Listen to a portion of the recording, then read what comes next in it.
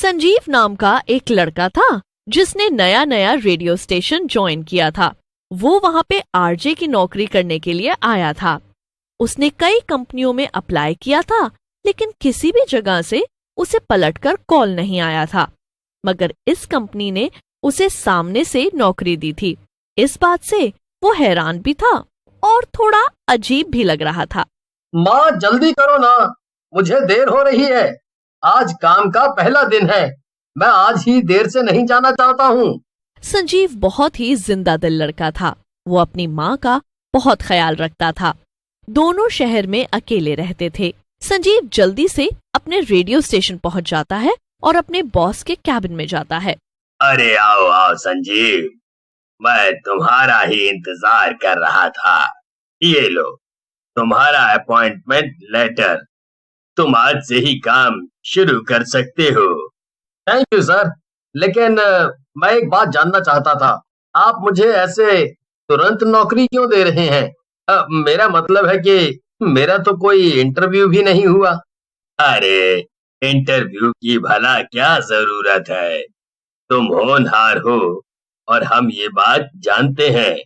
तुम्हारे सीवी में तुम्हारी सारी काबिलियत तो लिखी है, तो भला अब और क्या परखना।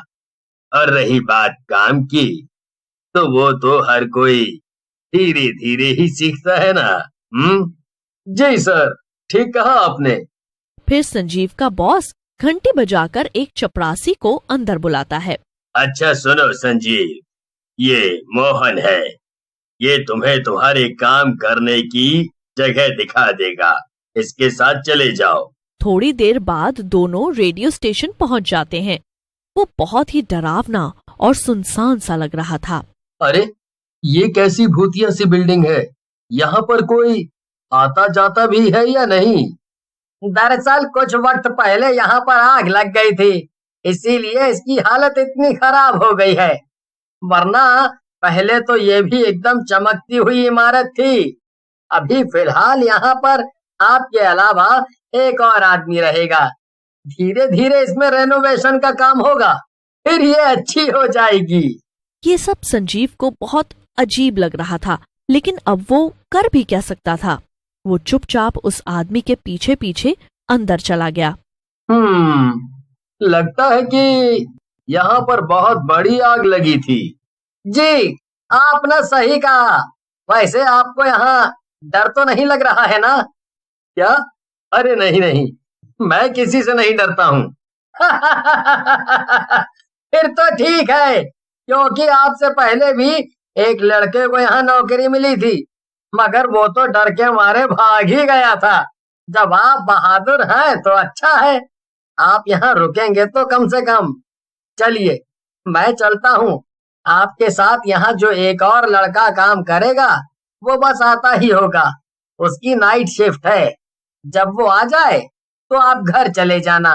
इतना कहकर वो आदमी चला गया। सामान तो सारा नया है। ये माइक और बाकी की सभी चीजें भी अच्छी लग रही हैं। चलो, इसका मतलब ये है कि बस ये बिल्डिंग ही पुरानी और खराब है। कोई बात नहीं, कुछ दिनों में तो ये भी सही हो ही जाएगी। अब बेरोजगार रहने से तो अच्छा है कि मैं कुछ दिन यहीं पर रह लूं। संजीव पास ही रखे ऑडियो प्लेयर पे कुछ गाने बजाने के लिए बटन दबाता है, लेकिन उस प्लेयर में से गाने की जगह किसी के चीखने की आवाज सुनाई देती है। ये क्या? ये तो बड़ी ही अजीब सी आवाजें हैं। ऐसा लग रहा है जैसे कोई बहुत दर्द में है। ओफो, इसे सुनकर तो मुझे परेशानी हो रही है। इसे बंद कर देता हूँ। संजीव प्लेयर बंद करके कुछ फाइल्स का काम करने लगता है। शाम हो जाती है और अंधेरा होने लगता है। काफी देर हो गई, लेकिन अभी तक वो दूसरा लड़का नहीं आया जिसकी नाइट शिफ्ट है। अरे अब मुझे भी घर जाने के लिए लेट हो रहा है। बस वो जल्दी से आ जाए। तभी संजीव को अचानक से किसी के आने की आहट सुनाई देती है। वो पीछे मुड़कर देखता है तो एक लड़का खड़ा था जिसने नीचे मुंह कर रखा था। अरे तुम वही हो ना जिसकी नाइट शिफ्ट है? अरे भाई, आने में इतनी देर क्यों कर दी? तुम्हें मालूम है ना संजीव जल्दी जल्दी में अपना बैग पैक करता है और बाहर की तरफ जाने लगता है कि तभी वो लड़का संजीव का हाथ पकड़ लेता है और उसे एक कागज थमा देता है। संजीव कुछ भी समझ पाता उसके पहले ही वो लड़का एक अंधेरे कमरे में भाग जाता है। संजीव उस लड़के के पीछे पीछे जाने लगा, लेकिन तभी सामने के दरवाजे पे दस्तक होती है। संजीव देखता है कि वहां एक लड़का खड़ा था। जी, आप कौन?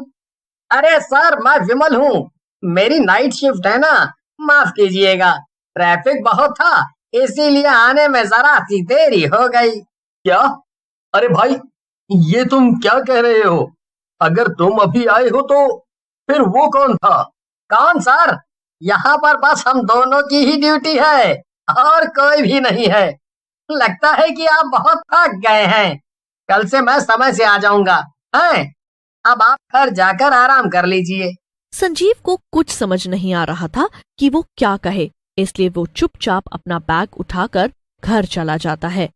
घर जाकर वो सारी बात अपनी माँ को बताता है। बेटा, मुझे तो ये भूत प्रेत का चक्कर लग रहा है। तू एक काम कर, अब तू कल से काम पर मत जाना, तू कोई दूसरा काम ढूंढ ले। तो क्या तू उस भूतिया रेडियो स्टेशन पे फिर से जाएगा जहाँ भूत खुले आम टहलते हैं? संजीव वो कागज निकाल कर देखता है तो वो कुछ जमीन के कागज थे जिसपे खून के अंगूठे का निशान बना हुआ था। अरे माँ, ये तो उसी जगह के कागज हैं जिस जगह पर मेरा रेडियो स्टेशन बना हुआ है। लेकिन इस पर ये खून के निशान क्यों हैं? बेटा, मुझे तो कुछ ठीक नहीं लग रहा। माँ, इसका जवाब तो वही लड़का दे सकता है। वो मुझसे कुछ कहना चाहता है और मुझे पूरा यकीन है कि वो कल दोबारा आएगा। तो तू उससे फिर से मिलेगा? नहीं बेटा, ऐसा मत कर।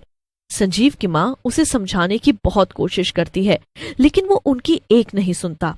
अगले दिन वो फिर से रेडियो स्टेशन पहुंच जाता है। सारा दिन बीत जाता है, लेकिन उसे दोबारा वो लड़का नजर नहीं आता। जैसे ही थोड़ी सी शाम हो जाती है, संजीव फिर से अपना बैग पैक करने लगता है। उसे लग रहा था कि अब कोई भी नहीं आएगा, लेकिन तभी उसे वो लड़का फिर से अपने ठीक सामने दिखाई देता है। संजीव उसे देखकर डर जाता है। वो डरते डरते कहता है, कौन हो तुम? मुझे पता है कि तुम मुझसे कुछ कहना चाहते हो। बताओ मुझे क्या बात है? सामने खड़ा लड़का एक भूत में बदल जाता है। उसे देखकर संजीव और भी ज्यादा डर जाता है। तुम्हें मुझसे डरने की कोई जरूरत नहीं। मैं तुम्हें नुकसान पहुंचाने नहीं आया हूँ। तो आखिर तुम मुझे क्या बताना चाहते हो? तुमने मुझे ये जो कागज दिखाया है, इसका भला क्या मतलब है?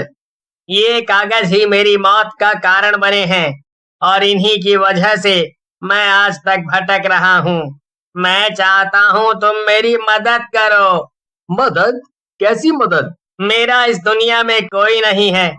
मैं पढ़ने के लिए विदेश में रहता था और ये रेडियो स्टेशन की जगह पर मेरे नाना नानी का घर था।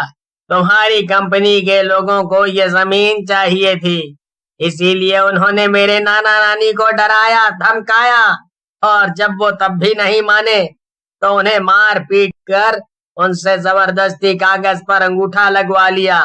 जब उनसे उनका ये इकलौता घर छीन लिया गया तो उन्होंने खुदकुशी कर ली। मैं ये सब सुनकर वापस आया और मैंने लड़ने की कोशिश की, पर किसी ने मेरी बात नहीं सुनी। आखिर में मैंने भी इसी रेडियो स्टेशन में आकर खुद को आग लगा ली। क्या? तो वो आग ऐसे लगी थी? हाँ, इन लोगों ने हमारे मरने के बाद भी ये जमीन नहीं छोड़ी, इसीलिए मैं अब तक यहाँ भटक रहा हूँ। मैं इतने समय से इंतजार करता रहा कि कोई आए और मेरी मदद करे, ताकि मैं ऐसे भटकता ना रहूं। फिर क्या था? संजीव ने फौरन अपना रेडियो चालू किया और उस पे बोलने लगा। संजीव ने माइक भूत की तरफ कर दिया और उसने माइक पे वो सारी बातें बोल दी जो उसने कुछ देर पहले संजीव को बताई थी। संजीव ने पूरी रिकॉर्डिंग लाइव कर दी और लाखों लोगों ने उसकी रिकॉर्डिंग सुनी। संजीव का कहा सच हुआ और अगले ही दिन भूतिया रेडियो स्टेशन की कहानी सारे शहर में आग की तरह फैल गई और उसे पूरा यकीन था कि उसके भूतिया दोस्त को न्याय जरूर मिलेगा। जैसा उसने सोचा था वैसा ही हुआ और कंपनी के मालिक ने वो जगह खाली कर दी। अब मैं चलता हूँ। इतना कहकर वो भूत हमेशा हमेशा के लिए गायब